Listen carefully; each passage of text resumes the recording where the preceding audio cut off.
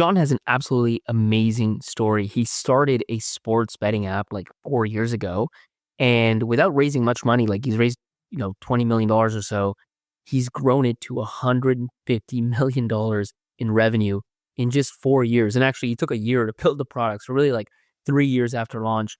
In his first year alone, he did $10 million dollars in revenue. And I'm talking revenue, I'm not talking like betting volume. He's actually this year he's gonna do over $1 billion worth of bets on his app. And when I was talking to him, we were going back and forth. He actually said something interesting. He said that the reason that things worked out so well is because he spent so much time in research mode. We've spoken a lot about research mode in the past, and this is an excellent example of the way it really plays out. Because from the outside looking in, it might look like things were really easy. Like he just launched an app and it just blew up. The reality is he'd spent 7 years before that in the sports betting space and a few years building a distribution machine that meant that the second that he launched this app, there was an audience waiting for it. Think back to the last few months, the last few years as you've been running the startup. How many different founders have helped you out? The reality is founders help each other out. That's just who founders are. They pay it forward. So help a founder out. Take literally 5 seconds, take your phone out of your pocket and hit 5 stars. John, welcome to the show. Thanks, Pablo. Thanks for having me. Dude, so you built like a $150 million a year business in sports betting in 4 years, which is pretty mind-blowing, like on its own. I mean, in any space, going from 0 to 150 million in 4 years is just wild. But sports betting, I find particularly, maybe it's just me, but there's just something fascinating, something like kind of crazy about, the whole thing. So I guess maybe let's start with that. Like, how do you even, how do you get into building something in sports betting in the first place? Yeah, for sure. It's certainly a wild space. For me, it was back when I first turned 18. So in Australia, you can start sports betting when you're 18. And pretty much most people open betting accounts on the 18th birthday and what was play more of it. Australian rules is our biggest betting sport down under for sure, but I was more of a soccer fan growing up, so I was on the EPL. Soccer fan, okay, cool. Yeah, I mean, that was my first exposure to it, and then I ended up studying accounting at university and sort of sports betting on the side. When was this, by the way? What year? This is 2013 that I started university and, really started being a consumer of sports betting products. I didn't work on the business side until 2020 when we founded Dabble. A bit of time in between on my side hustle that was brought together the consumer side of sports betting with some social media pages and websites. How'd you do I remember in actually in university, I guess it would have been a little earlier, like I was there 2009 to 2013. I remember people talking about sports betting, specifically like soccer sports betting. I remember one particular guy telling me like, oh, dude, it's so easy, blah, blah. I'm always a skeptic. So I'm like, I don't know. How did you do? Like, do you make money as a consumer in the sports betting world? Oh, no. On the as a bettor, I was awful. There was no way I was making money. The one way that anyone can make money on sports betting is through the promotions, like the sign-up offers and the ongoing boosted odds, boosted prices, or deposit matches. So if you're very disciplined and you're willing to grind it out for really not that large an amount of money over time, you can certainly make a bit of a side hustle from it. But longer term, beating the book, incredibly difficult. Only a few. That's what it sounds like to me. I don't know if you've read Nate Silver's, the 538 guy's new book, but he talks about sports betting quite a bit. He talks about how, he can make money, or like his friends that can make money and all this stuff. I don't know, man. I mean, he's having a hard time calling the election, so I don't know if he could forecast the game, but not impossible for sure, but very, very difficult. So maybe walk me through that, like, because you had, before you start Dabble, this sports betting company, you had a different company that you were running. Like, what were you working on? What were you doing? Yeah, so when I was 18, moved down from Albury, small country town in Australia that I grew up in, to Melbourne, big city, to study at university. I started studying accounting and marketing when I was 19. So second year of university, I'd started playing around with setting up some Facebook pages and basically giving out tips on sports betting. As we've discussed, it later proves that I probably shouldn't have been giving out tips because I ended up not that good. But when I was giving out tips, I then learned about the world of affiliate marketing, because if you're talking about sports, when you're talking about tips or picks on upcoming games, then it's pretty natural questions like who are you putting that bet on with? And I learned that you could partner with the betting companies and that they would pay you a commission if you brought your audience to them or refer a customer. It's like a CPA and trailing commission model. And this is what, like, are you writing, like, you're writing blogs, trying to rank them on Google, and then you're like, oh, if you want to place a bet, go to DraftKings or go to whatever. Is that more or less what you're doing, or something else?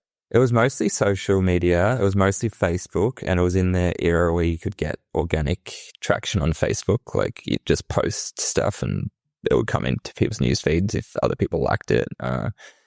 Crazy concept now for Facebook in particular. Maybe you're seeing some of that on like TikTok.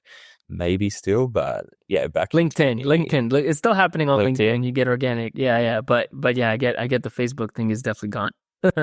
Yeah. So yeah, I was just posting on Facebook really, back in 2014. Yeah, like what are you posting on Facebook? Yeah, they were essentially write-ups of how I saw a game or a series of games playing out. Like I'd be making predictions for this Saturday slate of English Premier League games and who I thought was going to win and maybe how much by, and ultimately they would form into betting picks. And you had like a link, like, oh, if you want to place bets, like go here. Yeah, exactly right. And did you promote these or was it purely organic? So 2014, when I'm sort of 19 years old doing this in university, I really started out just doing it for fun, then found a business opportunity after about a year, maybe 9 months. Then I was just doing it organically. It was really a side hustle through my accounting studies and then job that I started when I was maybe like 22.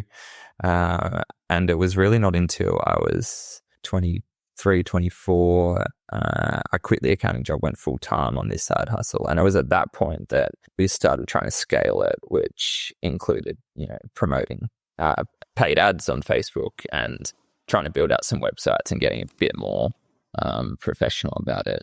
And that ultimately became the business that I mentioned that sort of preceded Dabble from 28 for the couple of years prior to founding Dabble. How big? Yeah, like so before you decide to kind of go all in on Dabble in like 2020 or so, how big does this kind of affiliate business get?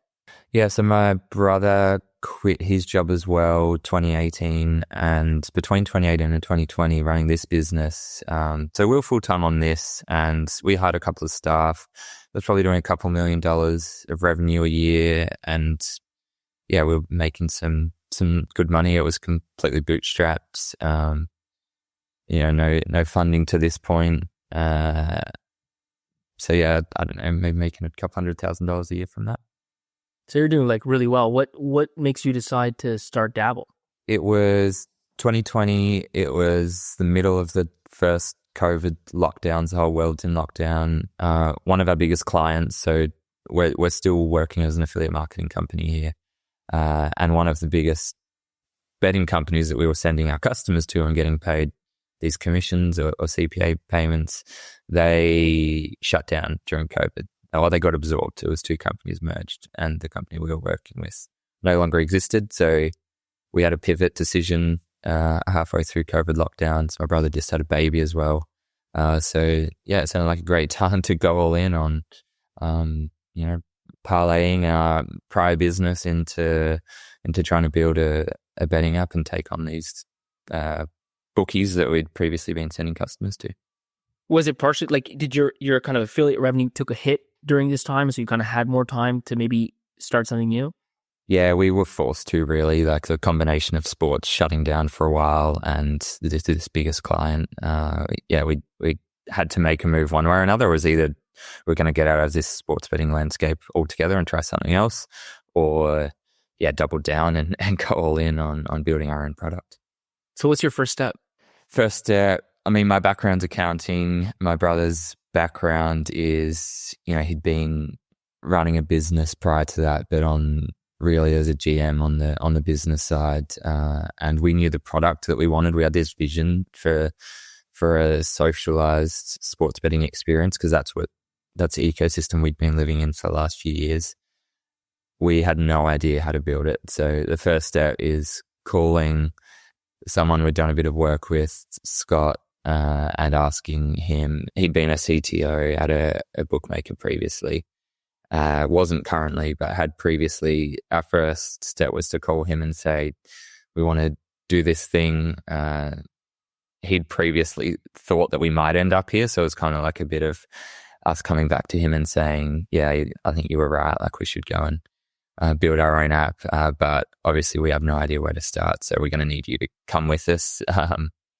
And yeah, he was in a well-paying job in the middle of a COVID lockdown, and he was like, this is a crazy time to do it. I don't think I can.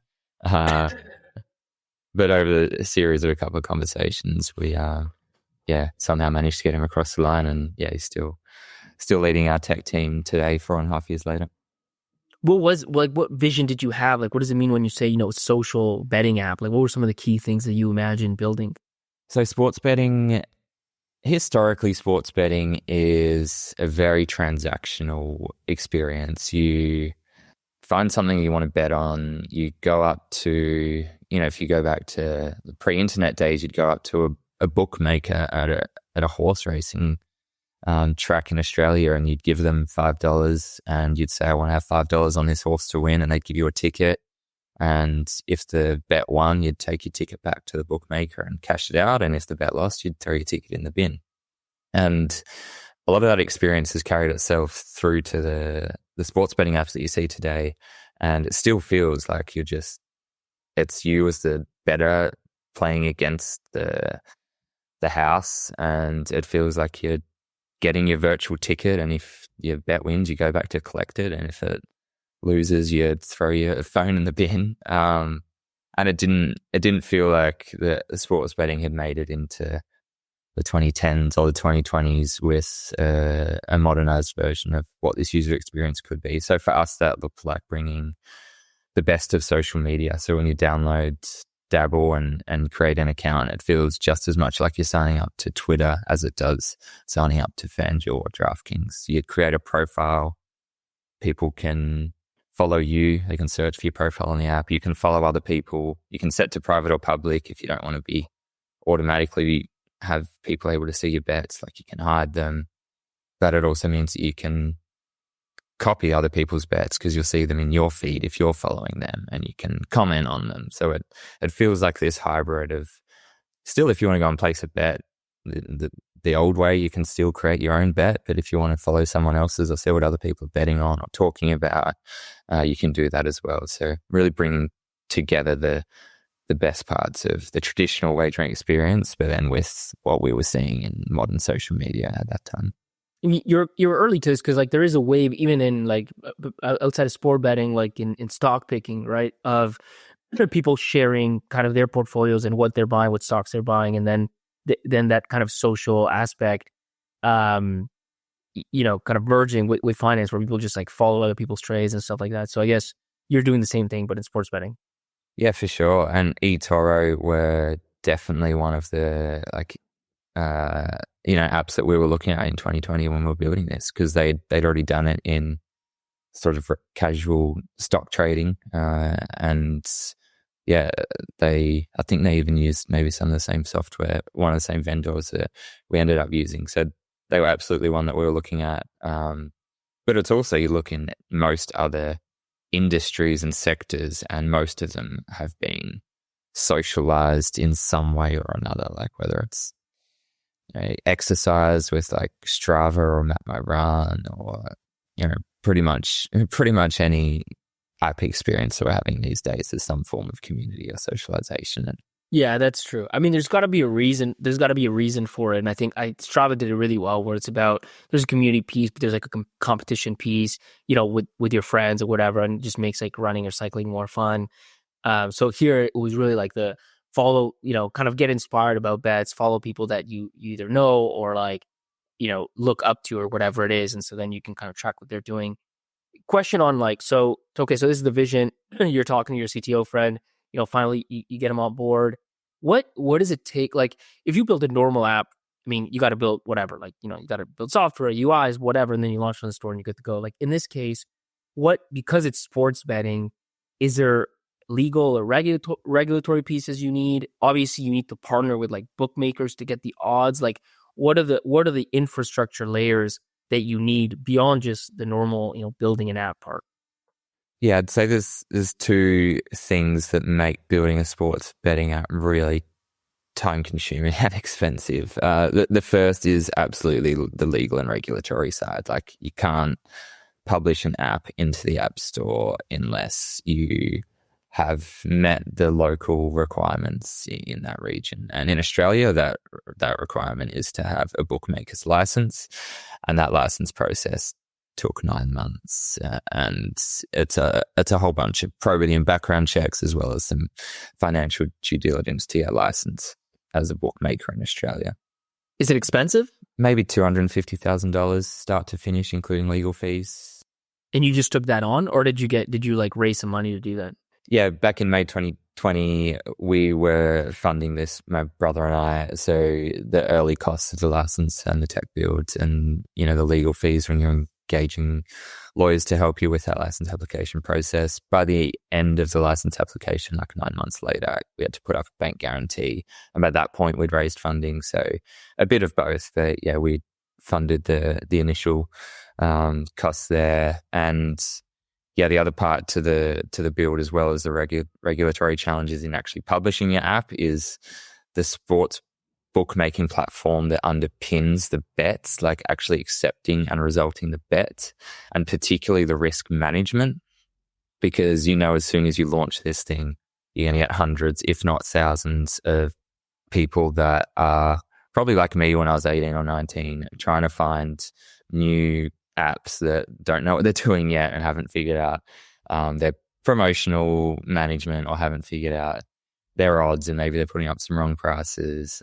So that's a battle that you've got to be ready for before you go live. I think that's one of the most fascinating pieces of, like, we'll get into launching and getting customers, which is always interesting. But I think when it comes to sports betting, the most fascinating piece for me is everything around getting the right, like, take a game, right? Like any game, like whatever, whether it's, let's say, a soccer game, Argentina's playing Brazil, like just really simple. Okay.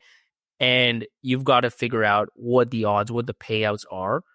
And then you've got to like balance, obviously, the inflows. As inflows come in, maybe you have to adjust those odds to make sure that you like have enough money on both sides. I mean, I only know intuitively how it might work. I don't actually know at all how it works. So like, I'm curious, how do you set that up? And are you doing that, or are you more like the marketing and the UI, and you're working with like odds makers that just give you those numbers and somehow take on the risk themselves? Like, how does it all play out? Yeah, every betting operator would take a slightly different approach. There are a few data providers that would be providing their data, which you turn data into probabilities, like expected outcomes, and probabilities are just the inverse of odds.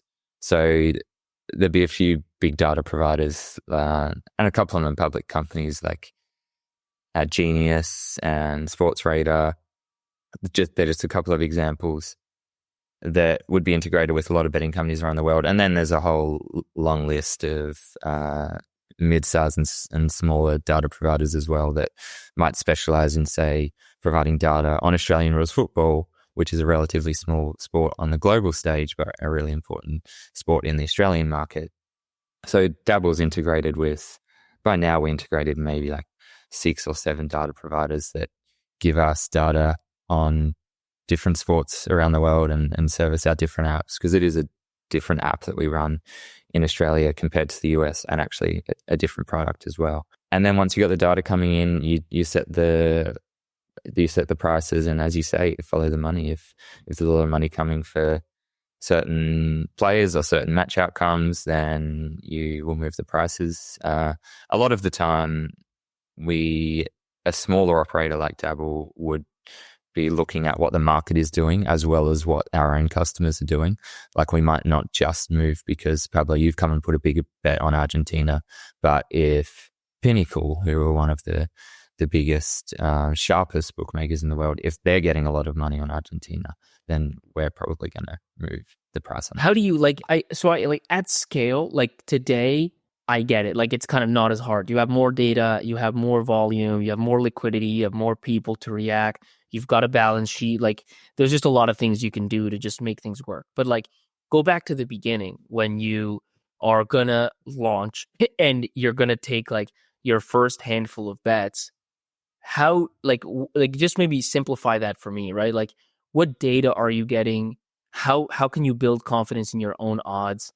And what risk are you taking at the end of the day? Like, how do you minimize risk so that you don't have, because at the end of the day, like odds are odds. I mean, any game can get lopsided and all of a sudden, like, something that was 90% supposed to happen, you get the 10%. And now, like, you've got all these payouts you got to manage. Like, how do you set things up so none of these things are like existential for you in those early days? Yeah, for sure. On the integration that we'd be running with these data providers, would be tapped into an API and it would be completely automated that our prices that we're offering the customer would change as soon as they on their end have updated a data point that they're providing, and that may be an actual price in itself, or it might be a probability that we're turning into a price. But they're the ones that are setting the live price, and we're just taking it when we're launching back in 2021. So very little manually done on our side. So there's a lot of reliance on those providers for them to be providing accurate prices. If you fast forward to today, we're doing a bit more in-house, and if you look at someone like a Pinnacle or Bet365, they're probably doing a lot in-house. But yeah, in 2021, we're heavily reliant on external vendors, and we're hoping that they're getting their prices right. And ultimately, a lot of these contracts do end up being revenue share based, so they're aligned to get their prices right. And there's also the margin like built in, like the house has an edge, so you don't need to be slightly wrong to be exposed. You need to be fairly wrong to be exposed. Like you need to be more wrong than the margin, the edge that you put in there. But to your point, when you've only got a small number of customers, you are naturally going to be more exposed to unfavorable outcomes. I mean, that's what I'm trying to get at. Like, and I just want to know if this is correct. Like, if you like again take, I don't know, Argentina playing like Canada, you know what I mean? Where it's like the odds are going to be crazy lopsided because there's no way Canada wins. But when you launch and you don't have a lot of liquidity, is that like, are you taking on that risk? And is it like, I would think existential in the weird case that day Canada wins 1-0 and this was like, heavy bets, whatever, like, you know what I mean? And now you've got like, is that a real thing, or are you protected against that somehow? It definitely is. It definitely is a real thing. I'll touch on two things. The first thing is staking and limiting the amounts that people can actually bet. So especially early days, but really even today, like Dabble is a recreational betting product. We've designed to be attractive to the type of customer that wants to place a $5 and $10 and $20 bet.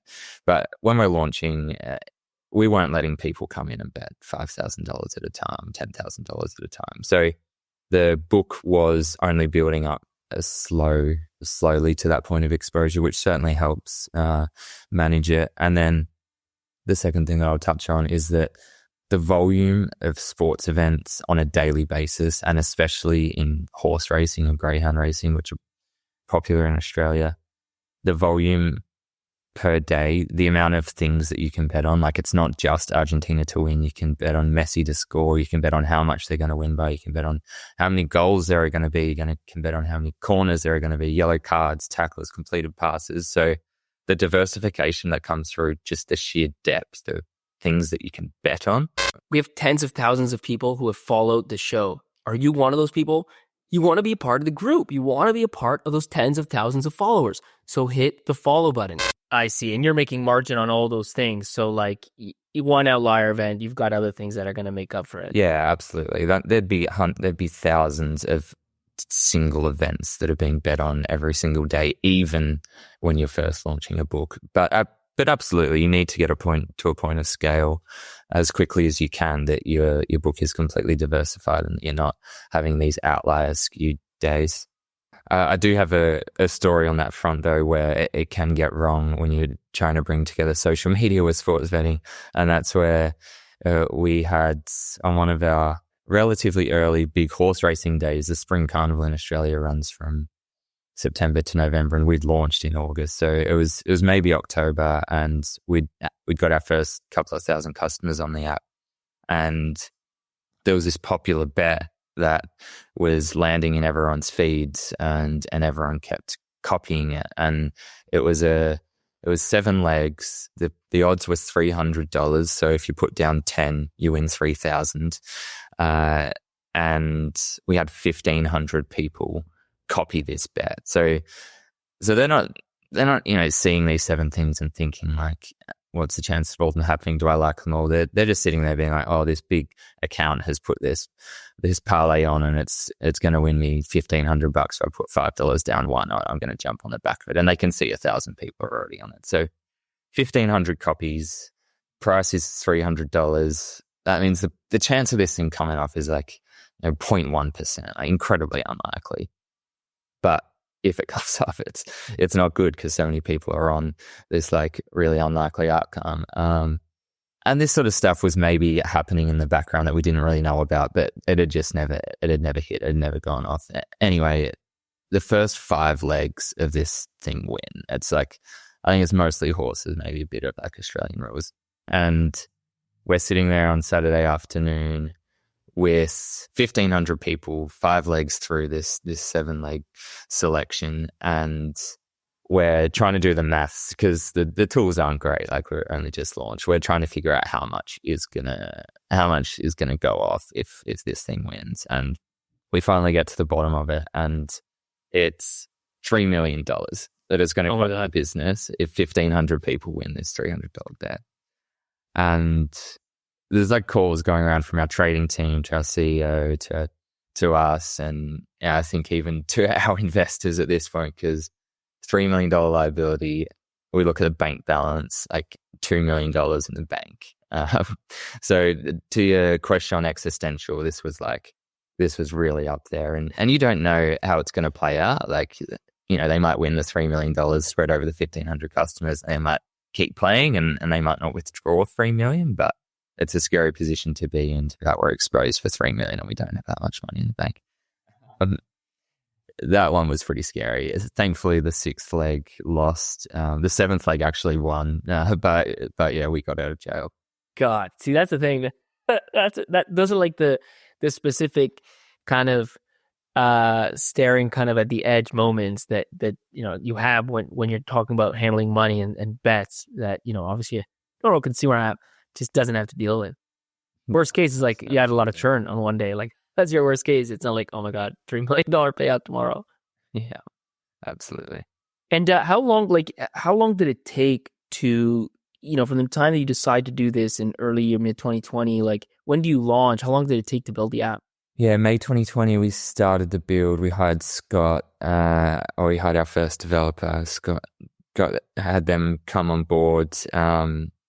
We probably thought we were looking at, there's a decision here in maybe June that's the biggest decision that we're ever going to make, that we probably didn't realize at the time, and that's to build the platform in-house rather than using vendors. And this is the platform side, like the processing and paying out of bets and the player account management, rather than using vendors or getting a white label off the shelf.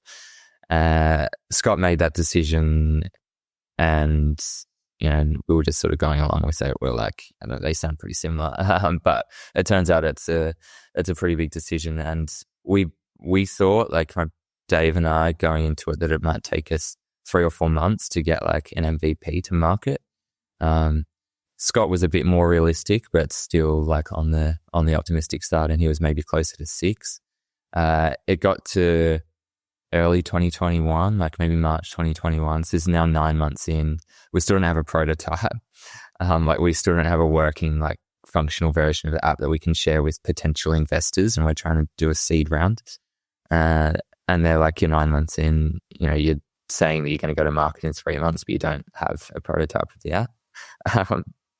It ultimately ended up, that conversation ended up getting pushed back sort of every month, to the point that we were 12 months in. We did the round, maybe a bit less low valuation than we thought we would. How much did you raise?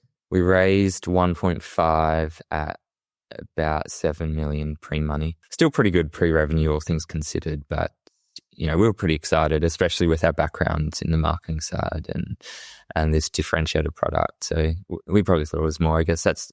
And what was taking so long, by the way, to build the product?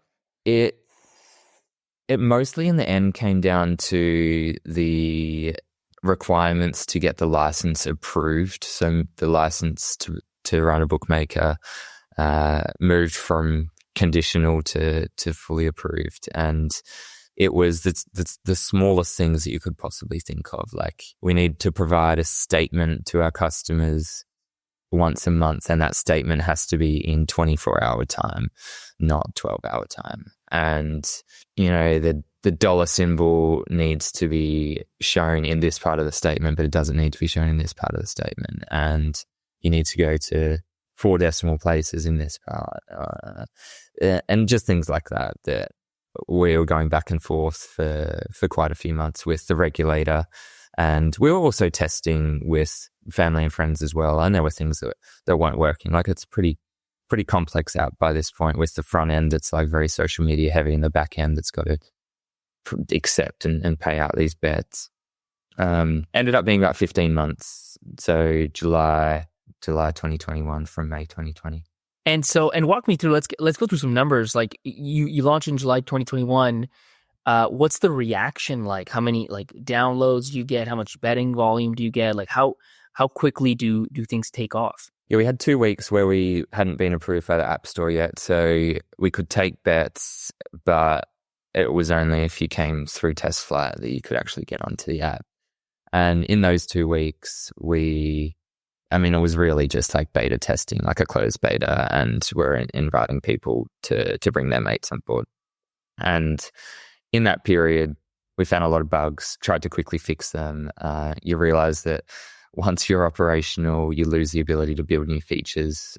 So you go into sort of operational mode. And at that point, we're talking like 10 or 20 people betting on the app every day. And you may be taking a couple of $1,000s worth of deposits every day.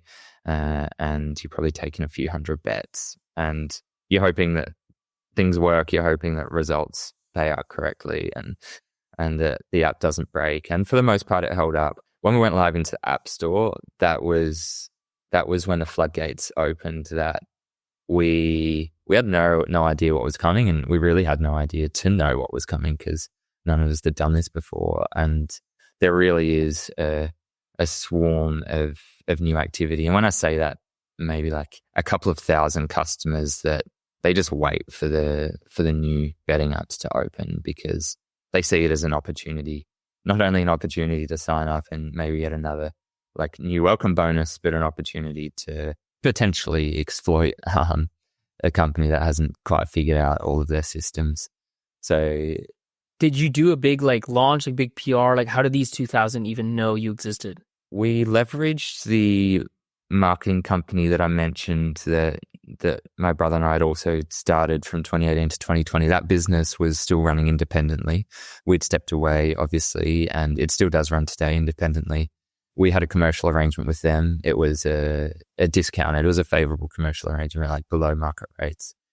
So we were leaning on them. They had an existing database that they would be telling about, and that's how we got most of the first couple thousand customers. And so they literally reached, like, they had emails basically of people that are into sports betting, and they reached out. Yeah, well, they posted on their social media pages. Like, they had followings of a few 100,000 people, so they'd just find little cohorts because we sort of said to them, like, we don't flood us. We just want to take them slowly. But then people start talking about it, and they start telling them, like, there's a new app to try, and there is this strong word of mouth. It can work. It's a double-edged sword. Like, that's great, isn't it? That people are trying to get their friends to come and try the app. But also, if you're taking people's money and you're taking people's bets and you're not quite ready, or the app's not quite ready, it can be pretty scary as well. So it's a blessing and a curse. And so what happens from there? Like, you get a few thousand. Like, end of 21, what kind of betting volume, what kind of revenues are you doing?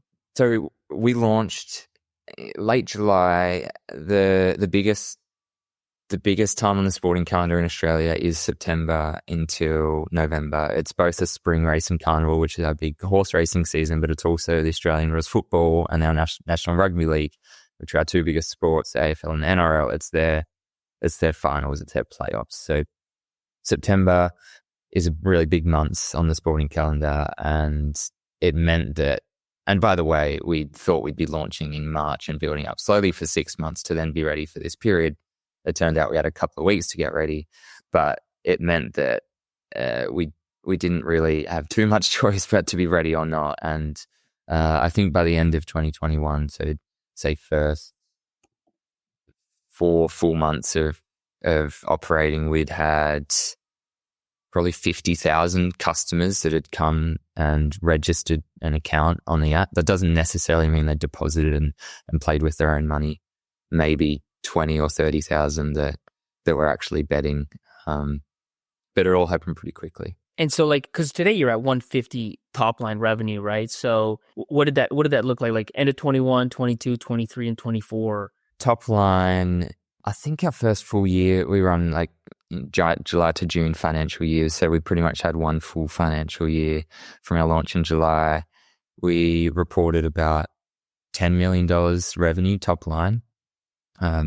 So revenue for us is the difference between the bets that we've taken and the payouts that we've made from those bets. So if you're making $10 million revenue, maybe taking $100 million worth of bets, paying out $90 million worth of winning bets, and the $10 million difference is your revenue.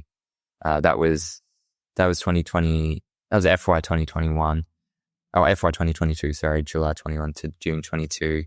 Our second year was about $30 million. Third full year we just completed was about $75 million. And this year 150. And you're doing how much? So for 150, you're probably doing what, like $1.5 billion of betting volume? Yeah, exactly. Yeah. So to the run rate point, the 150 question, the big spike in our revenue from the 30 to the 75 last year was the launch into the US, and from the 75 to we'll probably report, 150 to 175 in the year that we're currently in. That's the US launch. They're different products. They're quite different. They are actually really different businesses, even different like legal and regulatory frameworks. It's actually a daily fantasy sports app in the US. It's not a sports betting app.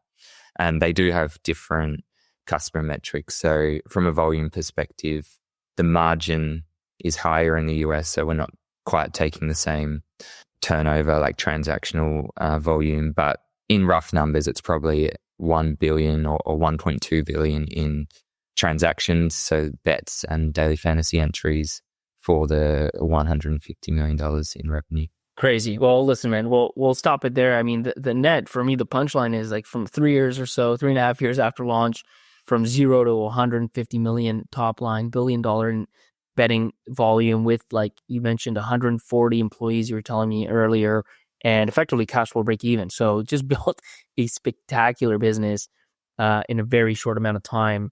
Let me end with the last two questions we always end on. Maybe the first question, I think, frankly, kind of obvious for you, but I'll ask it anyways. Like, when did you know that you had true product market fit? Yeah, for me, I was thinking about this one before I came on, and I was reflecting on the first step in your 5 steps to product market fit, the well-researched phase. For me, I would say I was in the research phase for 7 years, from age 19 to age 26 when we launched Dabble. And there's a marker for sure in really that first 2 months. We had to either have product market fit or we would have been shutting down very quickly after a long build up of 15 months to get live. That's the first sign. But for me, true product market fit can only really come in this space when the unit economics stack up and the customers and the lifetime value of the customer look like they're going to be higher than the customer acquisition cost. And I would say we truly found that about 12 months in, that we could actually sit there and say that this product is resonating there is a large audience that's going to consume it, and it does have the potential to turn into a real profitable business, because this industry, probably more than most, can be really propped up by pouring money into marketing and pouring money into bonusing and generosities, because you're dealing with people's money.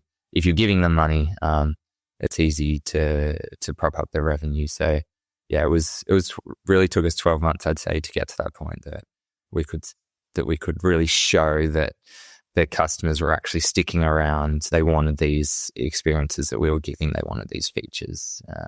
And that was an exciting time for sure. But it's a good point on the 7 years of research, because I think like the maybe naive way to look at it, and even maybe my reflexive first look at it was like, wow, like this is so, like he had it really easy. Like, you launch a product and you get thousands of people using it right away. I think that makes just about any founder jealous. And then obviously like the amount of growth you've had since then is just off the charts. But it's true. I mean, you've been in sports betting for 7 years. And if you want to use like the cliche term, like your unfair advantage was the fact that you had built a marketing engine for sports betting. Like you had done that, started off on the side, built it into a full business.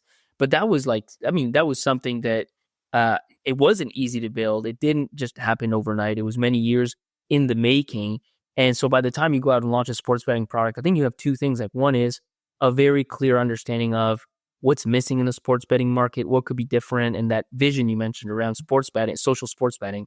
And the second thing you had was distribution, which is like, that's the thing. Like at the end of the day, distribution is product is something, it's hard to build a great product, don't get me wrong, but it's a lot more common. The thing that most people miss is go to market. It's distribution. It's a way to get in front of customers, and you had that. And so I think those are two things that took you a long time to build.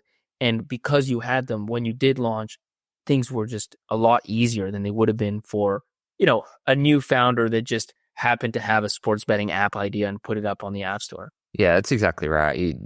By the time we were ready to go live, you had to be ready to go live. And that's whether that's the 7 years of building the marketing engine or the 15 months of building the technology. You have to be ready, because if you're not, then you run into a lot of trouble. But don't get me wrong, like August 2021, I was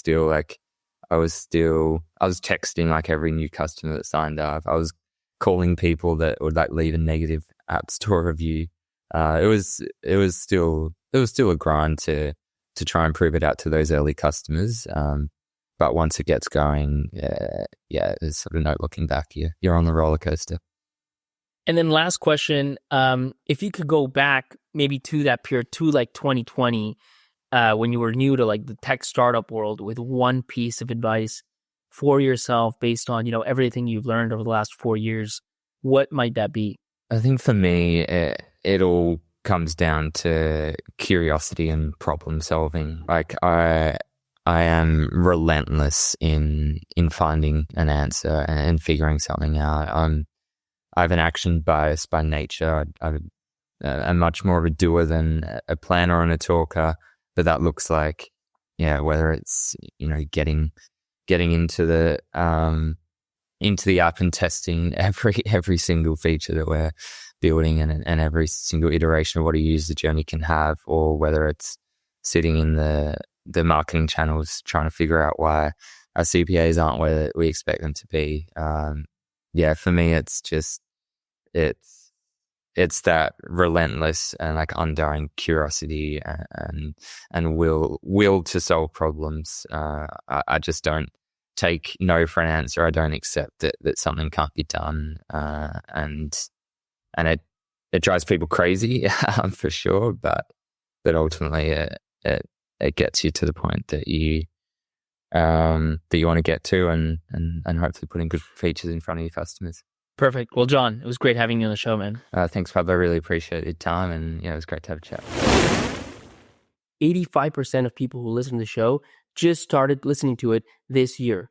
You're probably one of those people. In fact, the odds are 85%. Guess what? You need to go back, because there are over 100 other episodes that you need to check out that are just as good, if not better, than this one. Don't miss out.